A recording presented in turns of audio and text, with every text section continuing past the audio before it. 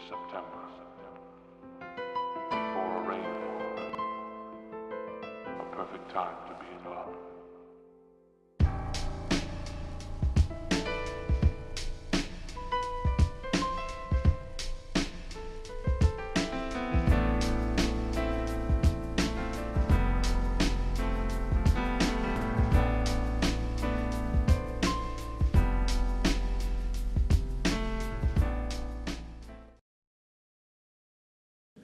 Hello, my name is Charlie W. Starr. I am the producer of Sacrifices, a Star Wars universe short film. I'm also the co-writer, and I do a little bit of showing up in the thing too. I'm going to talk a little bit about the history of Sacrifices, the process for how we made the movie happen. The idea for Sacrifices began probably in 2003 when a student worker of mine and I were fiddling with our editing system, and I said to him, Jordan, I wonder if we can figure out how to do a lightsaber effect.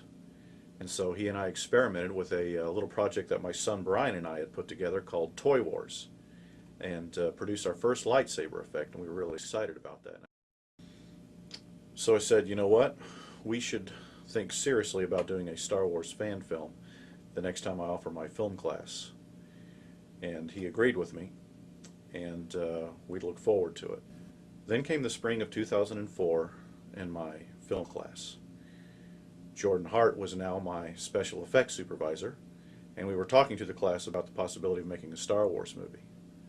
But then we had another idea in our heads as well, and something that I'm very grateful for. The class decided that they would produce a little promotional video for my science fiction novel, The Heart of Light. I made a promise to several in that class who were gung-ho about a Star Wars project that we would do a Star Wars film the following year. So in February of 2004, probably the most interested student in a Star Wars fan film, my associate producer, Adam Bengston, he and I got together and we talked through a script idea. This is Adam Bengston. He's the man who never got to be in the movie. The director of Sacrifices was visiting campus. He was here, knew very little about a Star Wars project at the time. Well, my inspiration for working on this particular video project came last year when we were working on the music videos for Natalie Walker and Fishhook, and Charlie showed me the script idea he had for this movie, and particularly showed me some effects tests that it did, because a video project like this is very dependent on how well the effects, special effects, can be pulled off. And upon seeing those tests and realizing that we could pull off the kind of special effects needed to make the story work, that really inspired me to be able to do this video, because the Star Wars has been one of my favorite films for my entire lifetime. I was born the same time the first one came out, so we kind of grew up together, it seems. In September of 2004, we put together our first meeting for Sacrifices.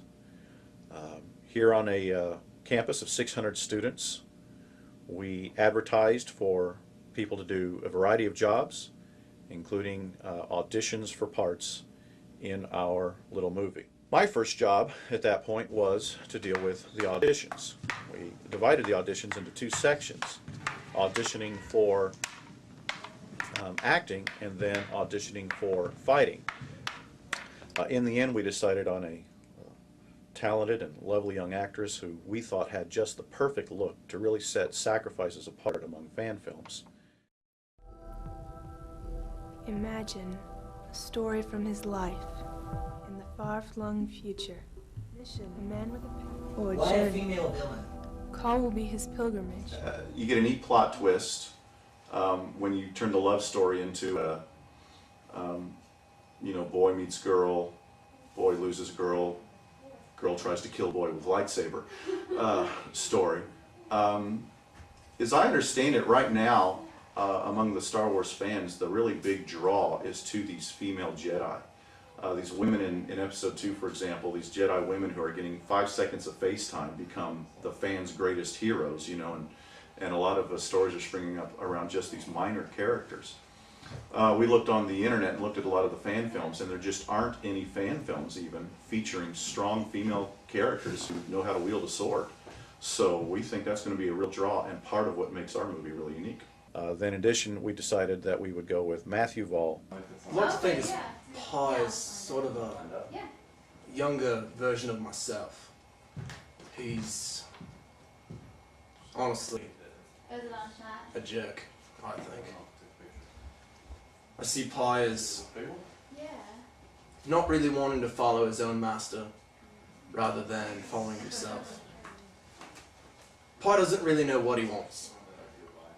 He thinks maybe he might want to join the Jedi, but at the same time he sees his hot babe, thinks she might have a little more to offer him than the Jedi, if you know what I mean. Both of them did great jobs in their auditions, and at that point, with the auditions done, we were ready to go into our rehearsals.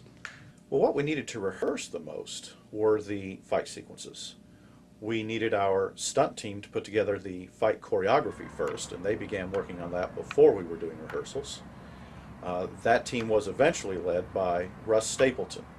I first heard about this idea for the Star Wars movie last summer, and I was teaching a martial arts class here at school, and Dr. Starr asked me if I could do some fight stuff, and so I said, yeah, I love Star Wars, and so I've always enjoyed learning about different fighting styles, and lightsabers are a totally new style, so I went and watched all the movies, wrote down all the, and transposed a lot of the fight scenes from the different movies, and put them into my style, which is Wing Chun, and kind of took each character and kind of according to their character development, just kind of adapted their fighting style and how I thought that they would adjust to that and how they would fight. Russ worked with us through the month of November for hours and hours trying to put that initial set of choreography, fight sequence together so that we could show it to John Mann then when he came to visit. By mid-November then we had met with our costume designer, a talented local seamstress, Fern Blumker, and she had put together costumes for Matt, Cassie, and myself. At that point then, later in November, John Mann drove up from North Carolina to visit with the actors. Your place, and you sort of made the decision. It's like, you know, you were just talking about staying, not going on to be a Jedi. As soon as he hints at some indecision, you go from everything's great to everything is crap. I'm like, it's almost instantly. you're ruining it. What are you doing? And to scout out locations for where we might be filming Sacrifices. Any special effects laden video and science fiction has a lot of difficulties that come attached with it. One being, of course, we're trying to make our planet look like another one, and trying to do that with almost no budget at all. The two big challenges for that is just trying to find locations, trying to find a place to shoot or ways to shoot it that doesn't scream Earth. They need a hill because we're going to shoot it day for night, which means all the way done in daylight. Then we'll darken it in post, and so we can't get any sky in the shot. Therefore, it has to be hill in the background. Oh, well, that's pretty good. So You just see the up ridge there. you're talking about? Yeah, I see that pathway. Yeah, we're going to probably walk up there in a few minutes. The director at his What are we work going to do? contemplating the uses of the room. Can it be turned into a Star Wars style? Sorry. We have lighting fireplace will exist right about here. We'll fake some lights up that way so it looks like you're as a set in front of a fire. Primarily, most of the blocking will occur between here and that corner over there, and back and forth, and you'll make your exit off down that way. So this wall, this wall, and that all need to be decorated. That scene implies there's a separate rooms. There needs to be some interior structure that either we build a wall in here or we find something else.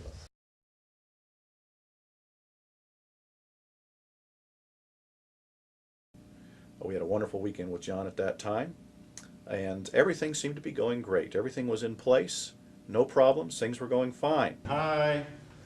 Cassie and crew for the first, what do we call this, the first pre-production meeting? Yeah. Or On, the big. what's today's, November 13th. Okay, so here we all are.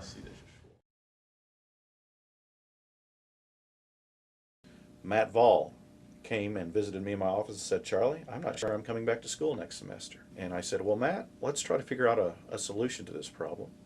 And what we decided is that Matt would stay in town and work, or he would come back after the Christmas break. He would work, he had a job in place, and he would live in town locally. So with Matt Vall's problem solved, we went into Christmas break looking forward to our humanities course and the filming of Sacrifices. In mid-January of 2005, I got an email from Cassie Holmes saying she wasn't coming back to school. And that was pretty devastating. When I got that email Monday morning, I was... No, I know. Well, I saw it too, and I'm just I like, was ah. floored.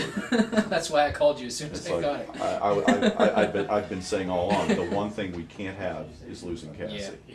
You know, if we had to scramble to replace anybody, Yeah. we can't scramble to replace and then I get an email and she's saying I'm not coming back. Talked to John Mann immediately and said, John, I'm not sure if we can find a replacement. We certainly did have some other actresses who had tried out for the role, but there was a particular look that we were interested in. And in my mind, there was only one other person that I knew who might be interested in doing the work and who might be the kind of person that we wanted to fill the shoes of Eurydice. She had to be a powerful character. She had to have a powerful presence. And fortunately, on that same very day that I received the bad news from Cassie, I received good news from a wonderful young woman named Melissa Sue Schicks. Mel, you and I are talking on Monday. You come into my office and I say, so will you take Cassie's place? And how did you react? I was like, heck yes. Okay, there you go. Well, I had the opportunity when I was in high school to go to California and pursue an acting career. And I did some comedy monologues that I had written and did them when I went down there. And I got offered to play a lead role, and I chose not to just because I felt like God was calling me in different directions at the time. And so that's basically it. Well, of course, we needed to take Melissa over to the studio that we had done some of our audition work in. Ran her through auditions, took a lot of photographs, gathered some material together so that we could send to the director, John. Had John take a look at Mel's work, and he absolutely loved her. January and February of 2005 then were spent in finishing up pre-production for the big shoot. We had our lightsaber construction engineer, Bill Reed, working on building our lightsabers for us. Jordan Hart and a crew continued to work on developing ways to improve and speed up the lightsaber effects work that would occur in post-production. The trick then at that point became teaching Melissa the choreography. We were facing a little bit of a problem there because Russ Stapleton, who had taught us all that wonderful choreography before, was also gone. But Russ was a trooper. He decided he would come visit us on weekends, and his wonderful assistant, Shannon Volters, would help us out during the week as much as possible.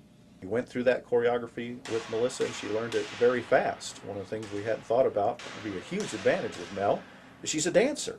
I've done dance about 15 years. I love to teach, choreograph. I like hip-hop. I really don't do ballet that well, but I try.